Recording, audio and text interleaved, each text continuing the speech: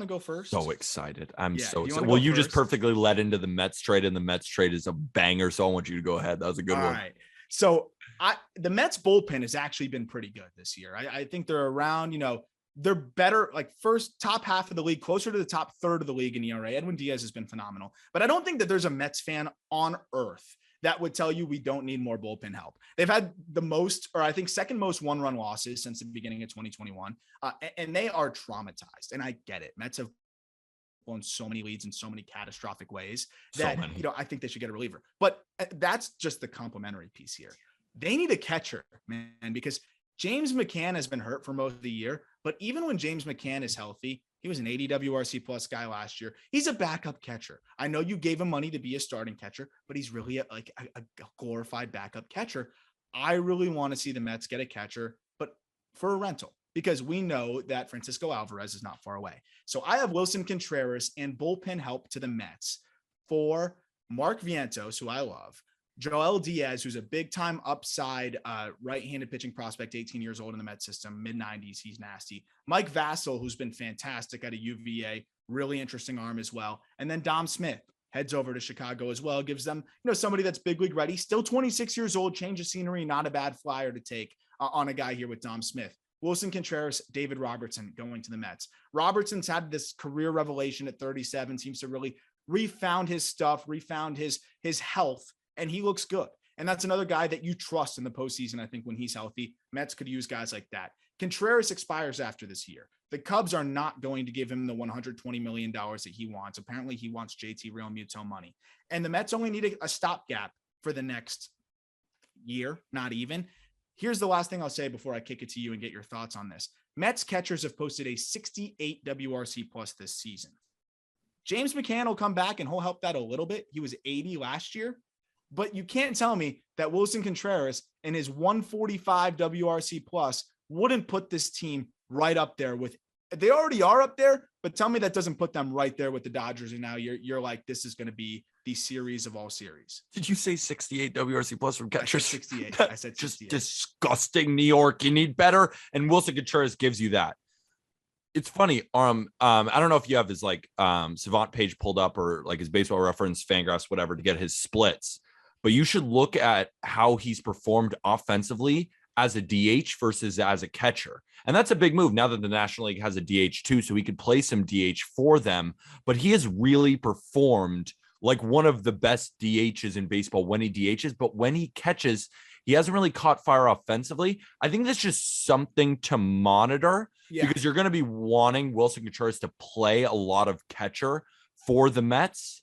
But they still have Thomas Nido. They still have James McCann. So they could use some of those defensive guys in order to just get Wilson's bat in the lineup. Regardless, he is definitely an upgrade for them. But as a catcher, he just hasn't performed really offensively yet this year. So it's one of those things where it's not like I'm saying, oh yeah, he's bad as a catcher and not as a DH. It's more just something to watch as like, oh, this is happening as he gets older and it kind of starts to make sense. So just something to watch. Yeah, and what I love about that too, though, is he's an upgrade at DH. Oh yeah. So in certain spots, you put him in there at DH. JD Davis, to me, I like him against lefties. That's about it at this point, right? And Dom Smith is not the DH that they were hoping for. Obviously, Robinson Cano isn't either. Injuries happen, things happen. I just love adding a bat to the fold here. If he's not catching, you could DH him. And again, to be able to make this trade, and I think it's a fair deal because you're still getting a guy that's close to big league ready in Vientos, top 100 prospect, who started slow. Now he's red hot.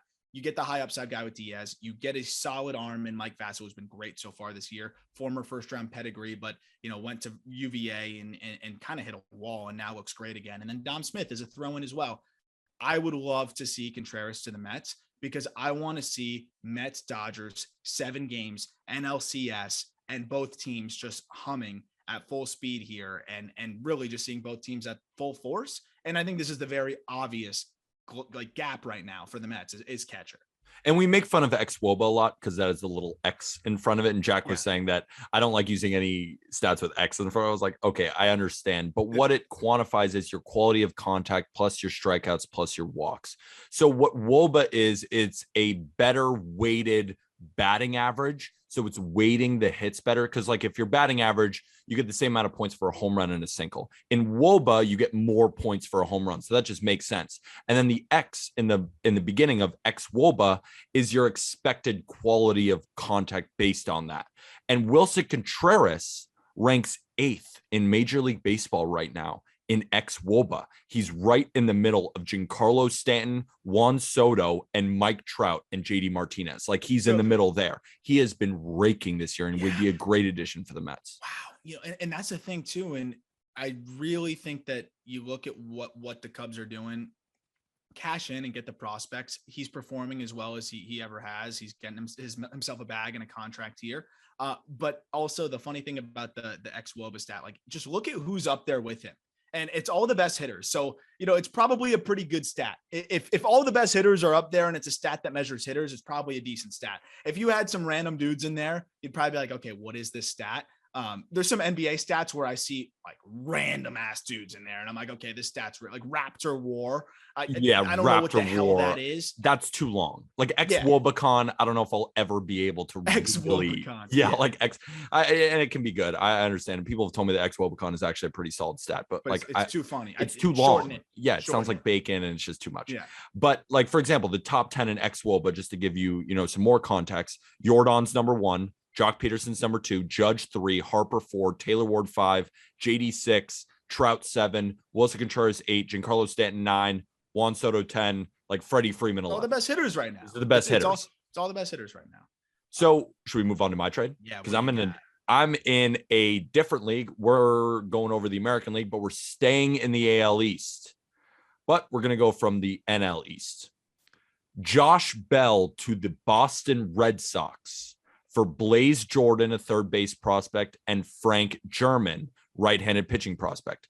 Apologies if I pronounce German wrong. It might be Frank Herman of the Boston Red Sox as well. So Blaze Jordan, first, before we talk about Josh Bell, let's just talk about the prospects for a second, because Blaze Jordan is a very talented, like corner infield prospect, most likely going to be at first base, has big time power, but the Red Sox have Tristan Casas coming up. And Tristan Casas is one of the next great first basemen. You've been on him way before everybody else. Like Tristan Casas is that dude. But Josh Bell will be a free agent after this year.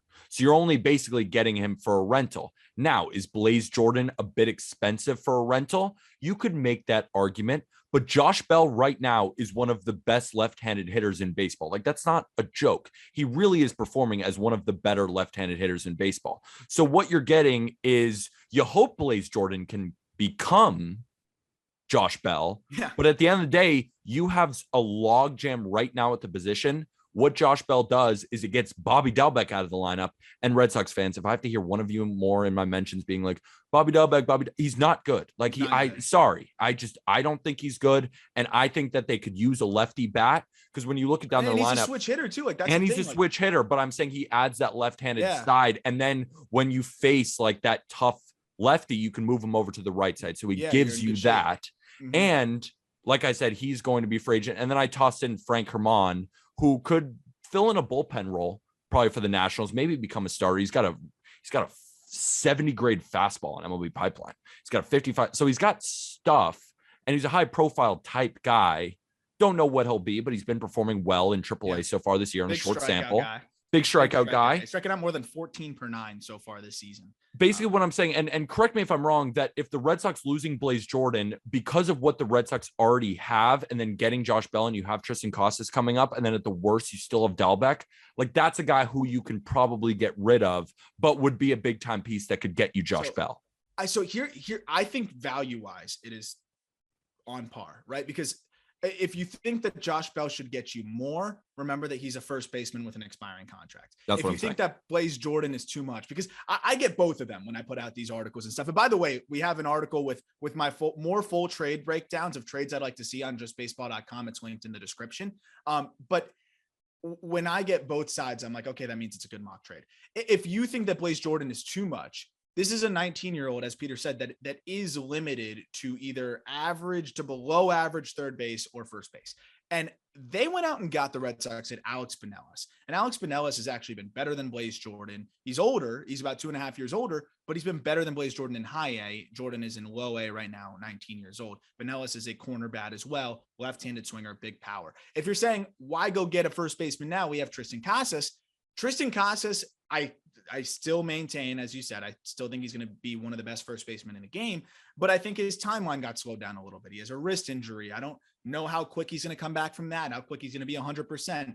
That's resulted in a little bit more swing and miss, tried to play through it, and now he's on the IL. Like, do you want to put your chips forward on rushing a Tristan Casas to answer your first base situation? Or are you okay with trading one of your corner infielders that, yes, you like him, but ultimately you went out and got Binelas not too long ago?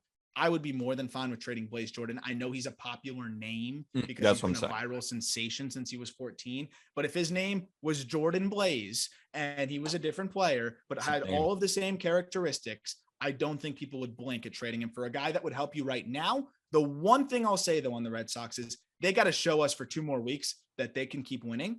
Then you make that trade. If they're not doing well, Josh Bell's not a guy that's going to put you over the top. He's a guy that can really help you when you're playing well. I don't think he's like, oh, we're struggling, let's go get Josh Bell.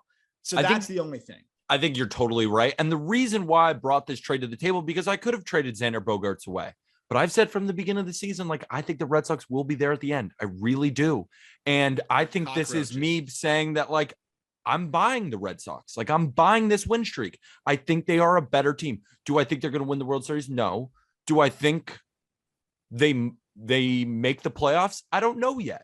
But do I think they're going to be there at the end? Absolutely.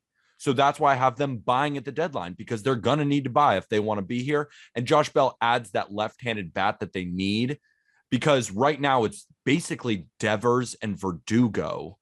Those are the only real lefties in the lineup, because you have Trevor Story, you have JD Martinez, you have Xander Bogaerts, you have like a guy like Kike Hernandez, and, you know, JBJ, like, I guess he's a lefty technically, but he's not giving you anything offensively. Then you look at guys like Kevin Plawecki, look at Christian Vasquez, guys like that, all right-handed bats.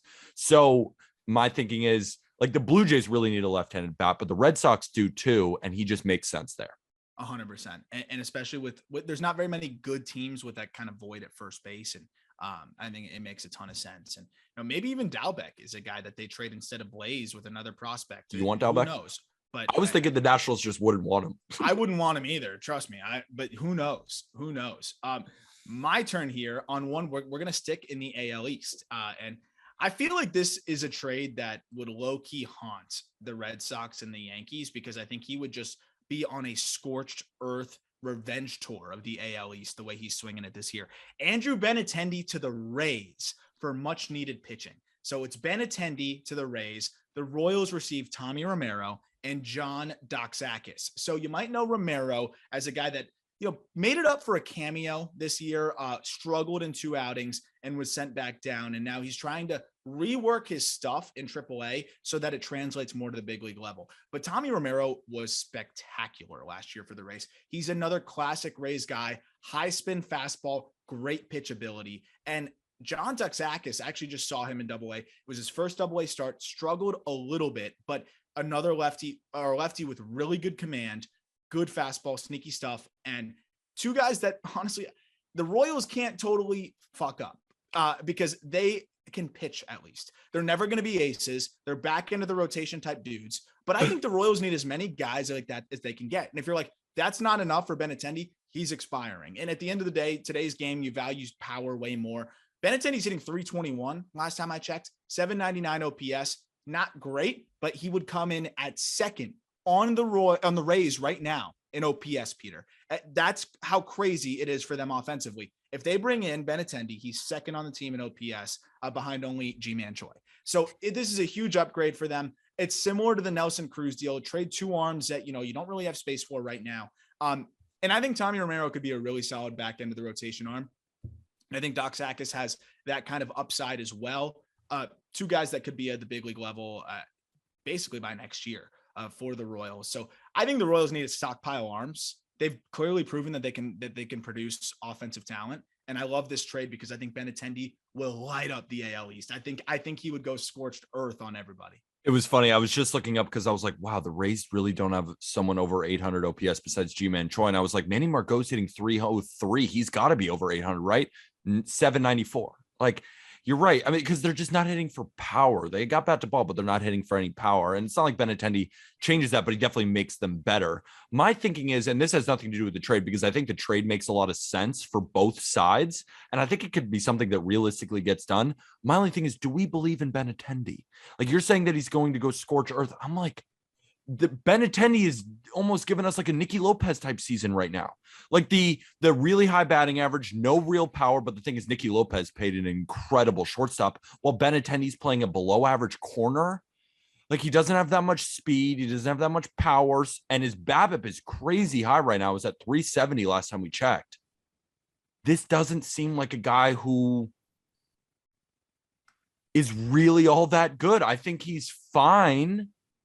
And I think the trade kind of makes sense. You're not giving away anything crazy on a guy with expiring contract. I was like, and the Royals need those type of guys, just some safe back end guys who could just not get blown up every day. Yes, and that's the thing is like Brett Phillips is playing in the outfield every day right now, and you know Kevin Kiermaier, he's a reliever. Kevin Kiermaier, yeah, he's I think he's probably got a better WAR as a reliever right now. The defense is you know, and that's the only thing that holds it back. But I agree, like he's not another guy that's probably not a game changer for you. But what he's doing to right-handed pitching right now, and the way that they like to platoon, you know, I think you could put, you know, Harold out there against lefties, or, you know, just use him as a bat in the order. And at the end of the day, I don't love Benintendi, but in 671 big league games, he's got a 109 WRC plus. So, you know, you're getting a big league bat here. And if you're parting with two arms that really don't matter to you that much, respectfully, because that's kind of how it is with the Rays, I'll do that in 2 seconds. So yeah, does it put him over the top? Probably not, but the Rays are already pretty good and they could just use some offensive consistency. And I would like to see that deal, because I just want to see Benintendi back in the AL East. I think he regresses a little bit, but even if they get a 290 hitter the rest of the way with a 350 on base, I think that's good news for them, because they need more guys like that. I agree. I think it would be a better version of the Rays with Benintendi, and I think the Royals would cash in nicely with those two pitching pieces. So moving on to my big blockbuster. This is the big blockbuster that I brought to the table, and we're going all the way to the NL West, but we're trading with someone in the AL East. I have Cedric Mullins being traded to the San Francisco Giants in exchange for outfielder Luis Matos, who's a phenomenal prospect, Casey Schmidt, a slick fielding third base prospect, and Matt McCluskey, who's a left-handed pitcher in the Giants system, also another good pitching prospect. This is a big package for a guy like Cedric Mullins. I look at the Giants outfield. I look at Mike Yastrzemski. I look at Luis Gonzalez. I look at Jock Peterson. They could use a guy like Cedric Mullins, and Cedric Mullins is going to be rather expensive because he still has years of control left. But the Orioles would get Luis Matos, and I know I'm not going to touch him on him a ton because I know you could go deeper into him because he's one of your favorites. All I know is the dude rakes. Casey Schmidt, you showed me video of him at third. What a good defender over there, and the bat should play as well. And then Matt McCluskey, the left-handed pitcher who can be dirty. This is a big package going over for Cedric Mullins, but it makes the Giants clearly better. It gives them a big boost in their outfield because I don't think Luis Gonzalez is an everyday player. You know, they have Austin Slater, they have some other guys, but they don't have that, you know what I'm saying? That Chris Bryant in the outfield, the dude. And Cedric Mullins gives them that dude. And I think that a trade for Cedric Mullins puts them that much over the top of the Padres. Yeah, so I agree. I think he's the perfect fit for San Francisco. And there was a couple other trades I was looking to potentially send somebody over to San Fran. I do wonder, you know, who they're willing to part with. And I obviously would assume that Marco Luciano is untouchable the way he's swinging it. People might look at this trade and say, oh, well, Matos sucks right now because he's one of my favorite prospects. I love Luis Matos. He got off to a rough start as a 20-year-old. I think he just turned 24 months ago in high A, and then he got hurt. So he just made his first appearance in a month and is coming back from that. So I know people like you put up the trade, then all of a sudden they go to the Fangraphs page and they're like, what the hell? Well, Montas just had a rehab game and went 2 for 4 with a double. And I think he's going to be just fine and he'll heat up. So ignore the slow start there. He's a top 50 prospect in baseball, almost no matter who you ask. And that's a great starting point. Casey Schmidt is raking and he's a Gold Glove caliber third baseman.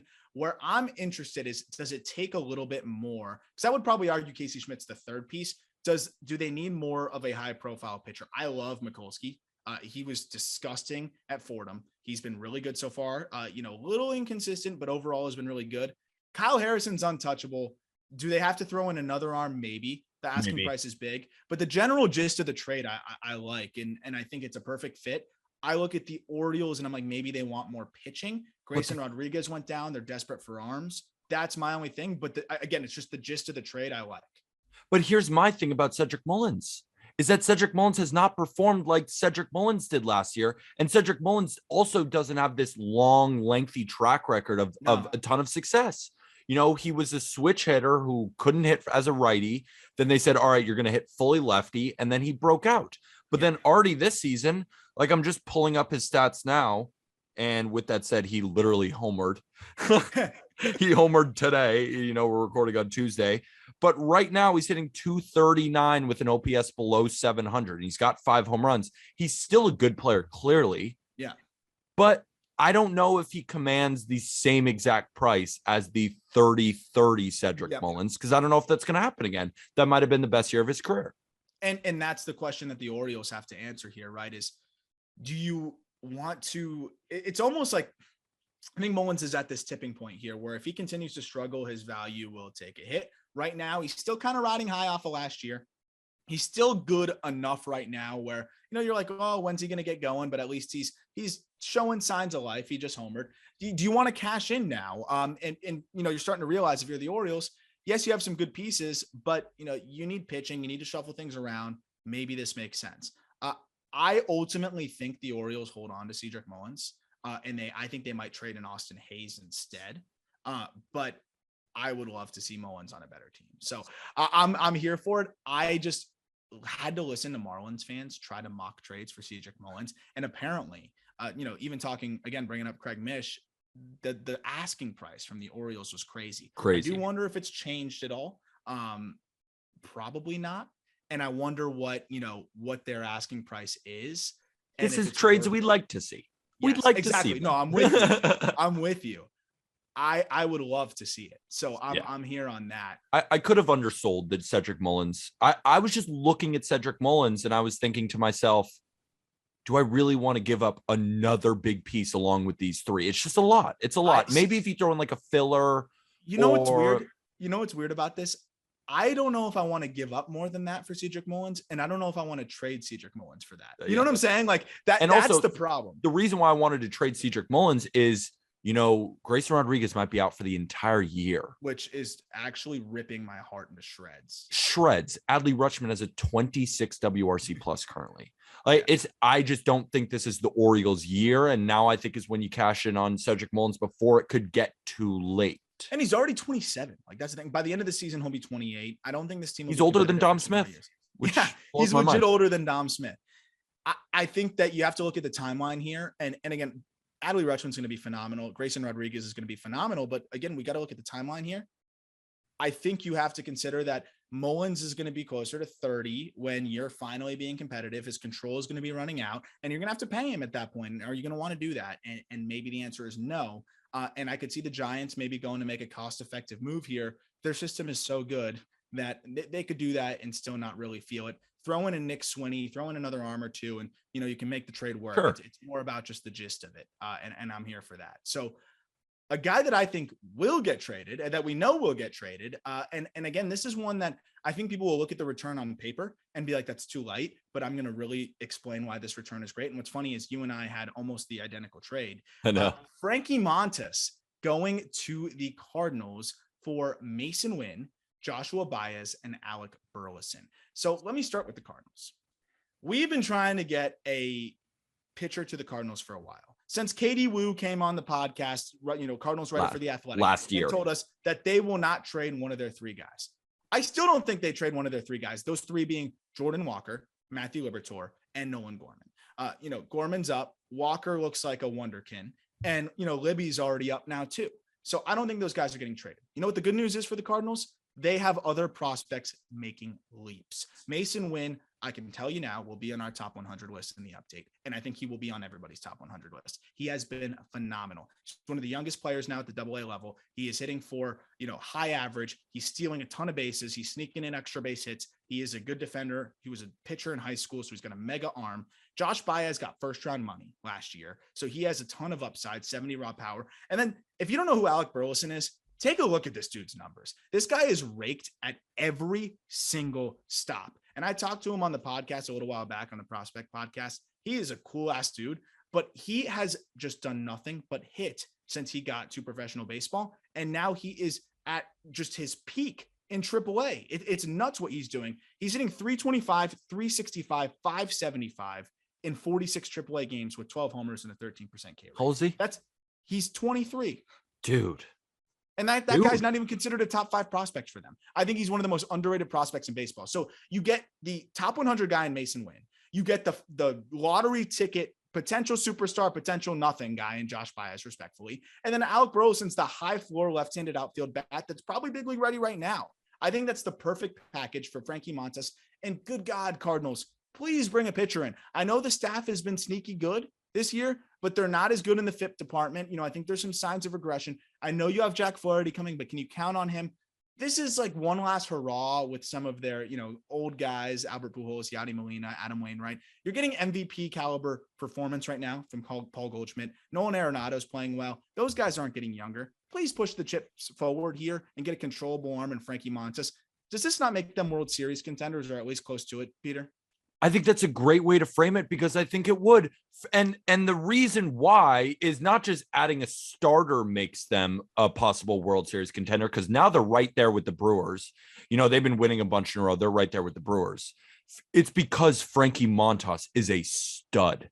And he's always been, in fantasy baseball circles, especially, kind of that overrated guy, because he's got great stuff, but it's like, is he ever going to turn in a great season? Well, what he's done is turned in back-to-back seasons now.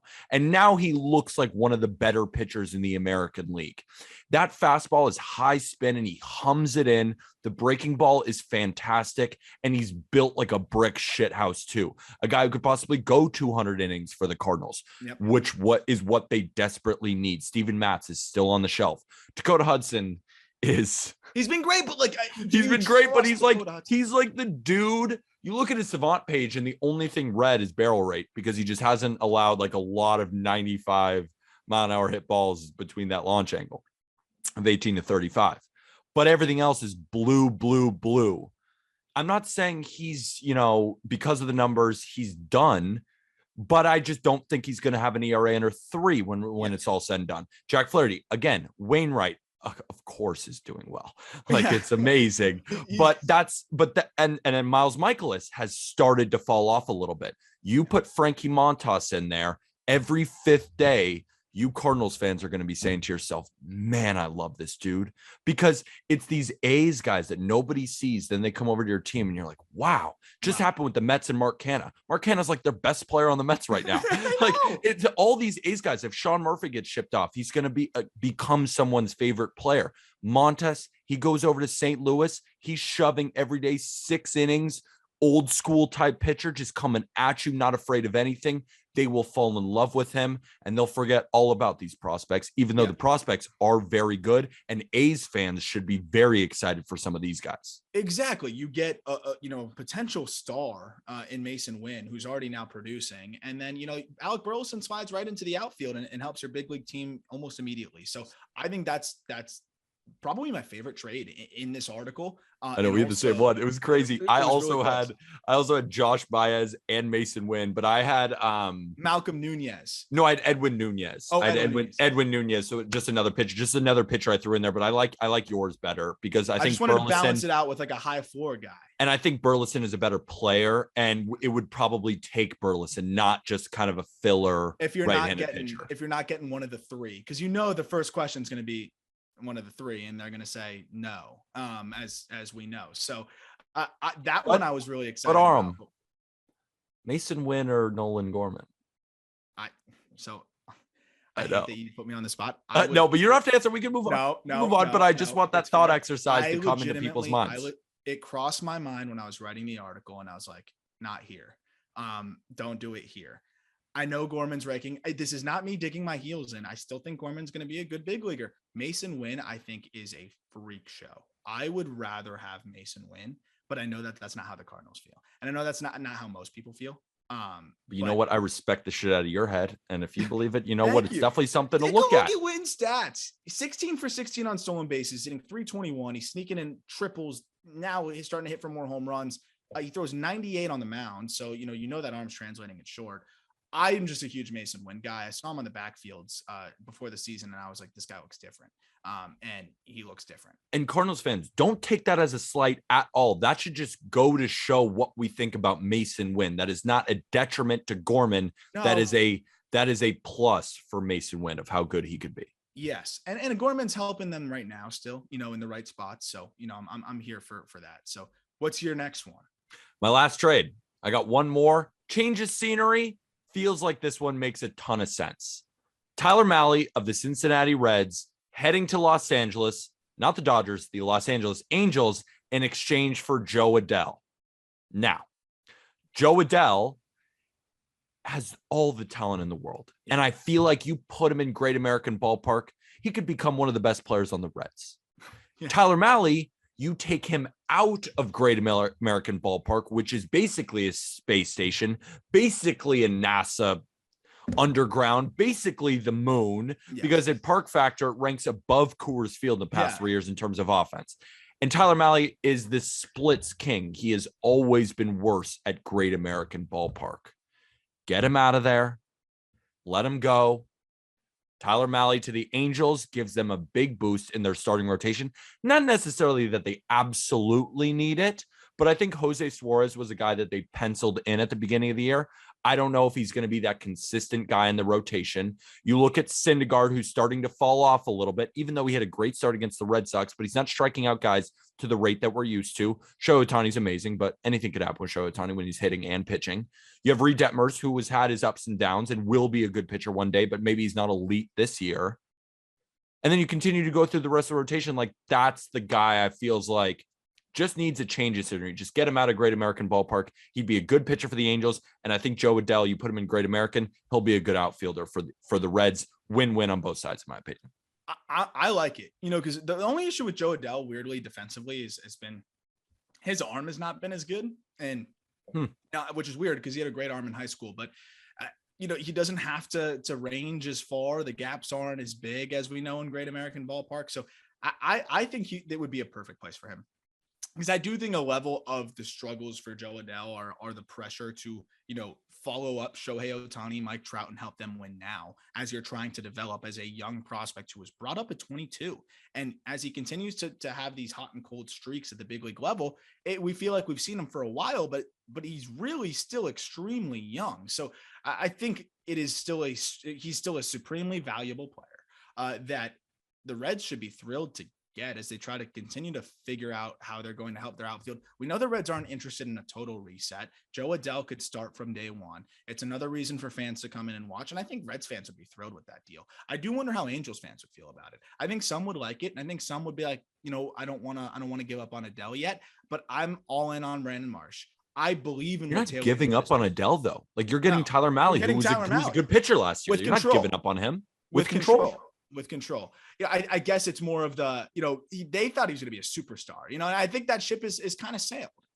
He could be a really good player, but I don't know if he's ever going to be a superstar. And that's where we're at here with Tyler Mahle in his career. 5.16 ERA at home, 3.84 ERA on the road.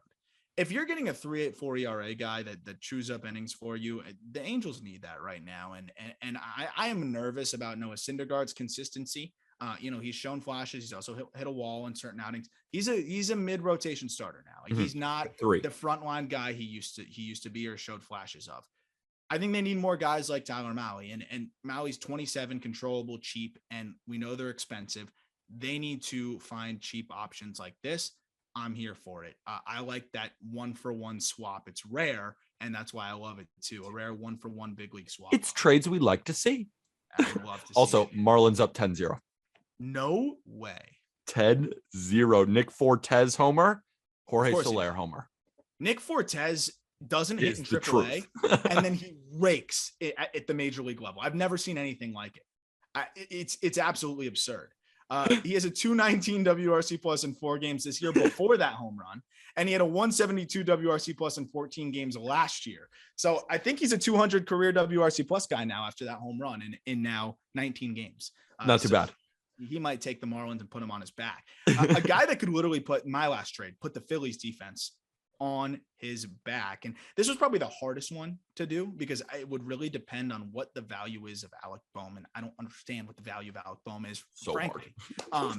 Phillies receive Ramon Laureano and Lou Trevino. Athletics receive so many Athletics trades. Alec Bohm, Johan Rojas, Ethan Wilson, and Logan O'Hoppe. It's a big package because, again, I'm not totally sure where Alec Bohm slots in here in terms of value. He still is young. He's similar to Joe Adele in the respect that he came up very early, has shown flashes of success, had more success at the big league level, I think, than we saw from Joe Adele. But it's been rough for him at times, and especially comes with some defensive liability. The Phillies are the worst defensive team in baseball. It's not close. We've talked about it. It's a joke what they're doing. It's a total joke.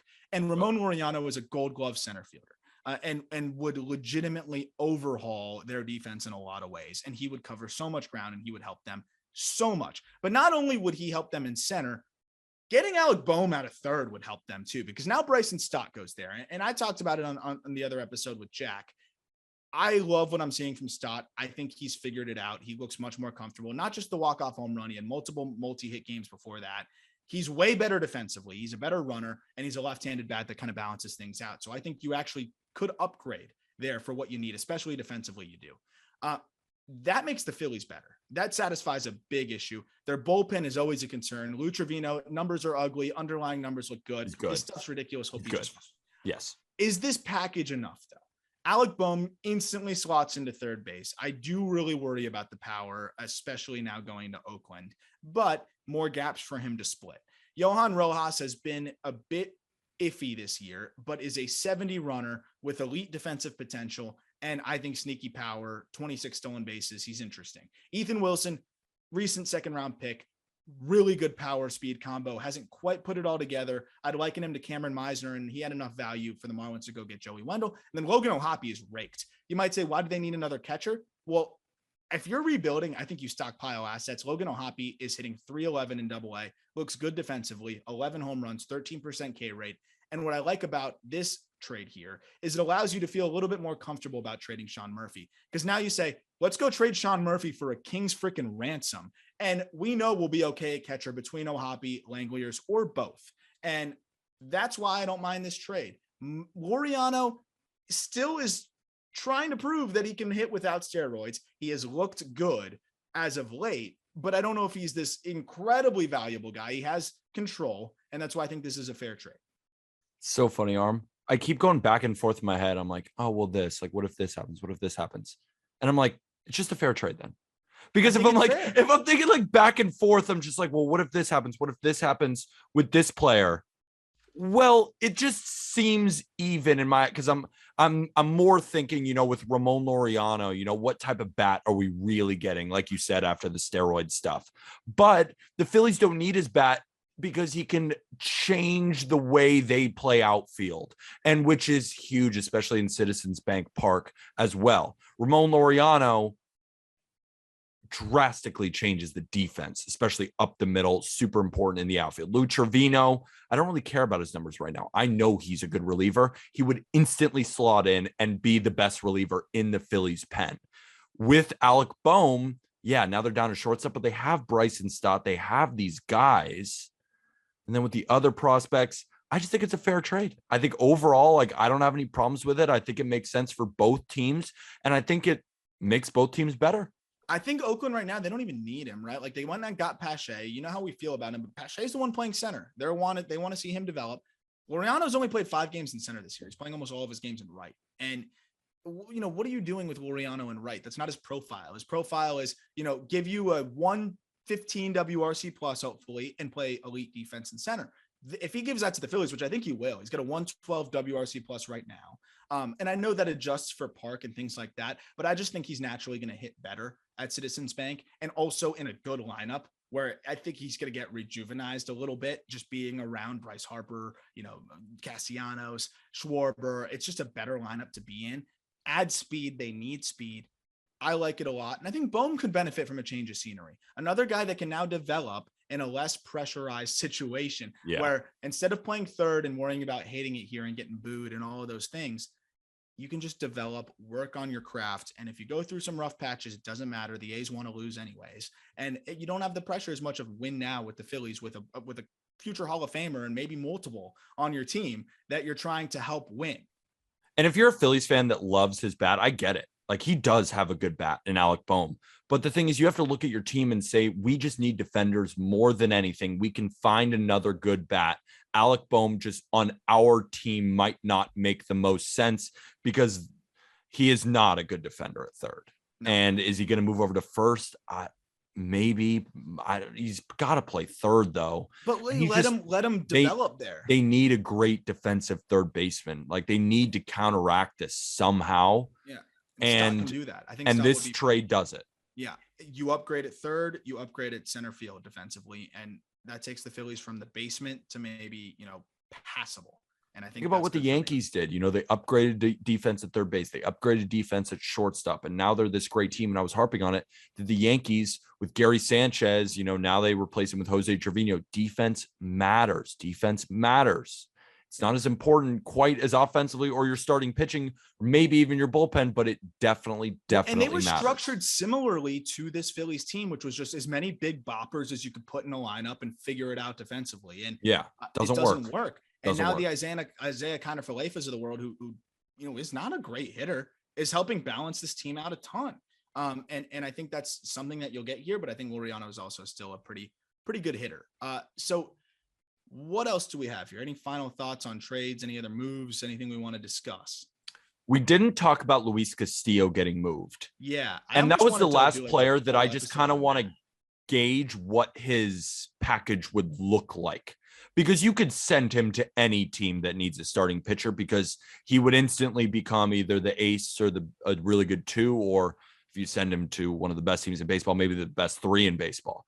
So I didn't mock him to anybody, and I know you didn't either, because I just kind of wanted to talk about what a package for Luis Castillo might look like. So I wanted to wait until he builds up his value a little bit. Yeah, and me I think too. He's starting to do that. 6 starts, 3.55 ERA, 3.35 FIP. So he's been really good. He looks healthy. He looks strong. I think it's going to take a lot. He still comes with control.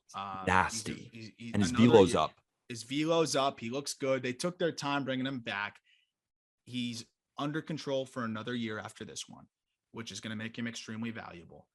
I was starting to think about trades, and I thought about mocking him to the Twins. And I'm like, do the Twins and Reds make another trade again? Maybe the Twins would have to part with some guys. And right now, I don't know if the Twins are in a position to do that because their whole lineup's banged up. And you can't really trade from your lineup depth until you understand who's healthy and who's not. I look at the Blue Jays. Could the Blue Jays do it? He would be their number 3. That's insane. And that's a team that I think could do it. You aren't trading Gabriel Moreno, but maybe Jordan Groshans and a few other pieces could get it done. I think it's going to take a top 100 guy, a borderline top 100 guy, and then a top 15 guy potentially to get Luis Castillo. I think it's going to look very similar to the deal we saw for what did the Blue Jays just do? The deal that we saw with the Twins. Talking about Jose Barrios. Oh yeah. I think it'll be very similar to the Barrios deal with Austin Martin has stunk this year. I've always been lower on him, but he at the time was perceived as a top 50 prospect.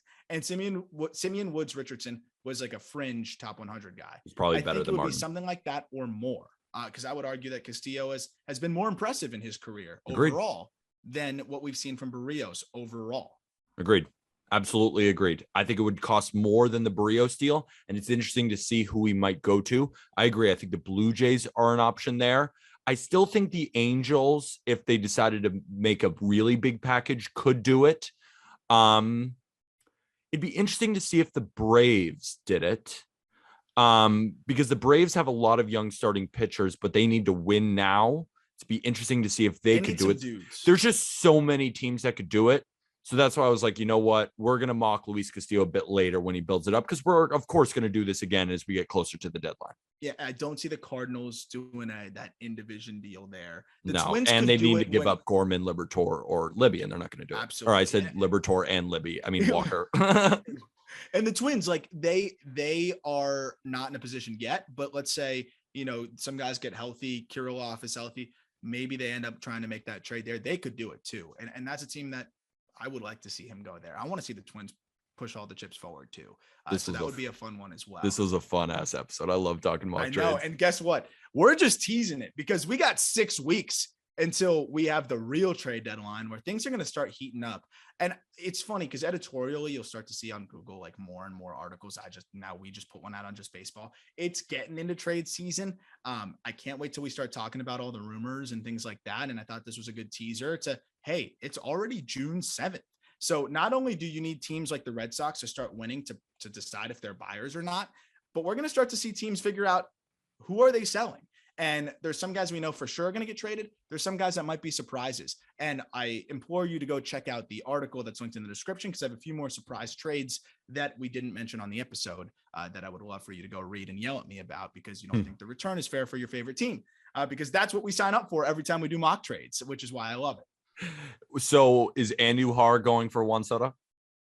Is that, I went on a show. I went on the Chase Thomas podcast. And he asked me, who's a suitor for it? It was a great interview. He was awesome. And it just came out today, actually, or yesterday, as people are listening to this. But he goes, who's a suitor for Miguel Andujar? I was like, Brewers, anyone with a brain? Brewers? Yeah, anyone with a brain. Anyone that wants a guy that hit 27 home runs. But he does deserve a new spot. He does. No, he does. And he deserves a around. Shot. He deserves a shot. Absolutely. I just don't care. I will always miss the Andujar and Clint Frazier for any player in baseball. That is always going to be the funniest thing ever. That's one of my favorite Yankee fan memes because they really did think that would get them something for a while. And there was a point in time where maybe it did, but that ship sailed, and they were not ready to admit that ship had sailed. Clint Frazier won a Gold Glove. That's technically something. Jack loves his awards. That combined with the Palmeiro, was it the Rafael Palmeiro Gold Glove? Those two will forever just make me hate the Gold Glove award. Clint Frazier was one of the worst defenders in baseball, in my opinion, that year. That was terrible. But regardless, that's the end of the Just Baseball show. Go check out some of the links in our episode description. Give us a follow on Twitter at Just BB Media, on TikTok at Just Baseball Fans, and on Instagram at Just Baseball Show. Is there anything else, Aram, before we go? No, just check out tons of good content on justbaseball.com. Definitely check out some of the way too early NL and AL MVP candidates. I did some nerdy swing adjustment stuff for Ezekiel Duran. And of course, Peter's picks every morning out there as well. That'll do it for this episode. Peter, you can kick it off or actually close it out here. With that, thank you, everybody.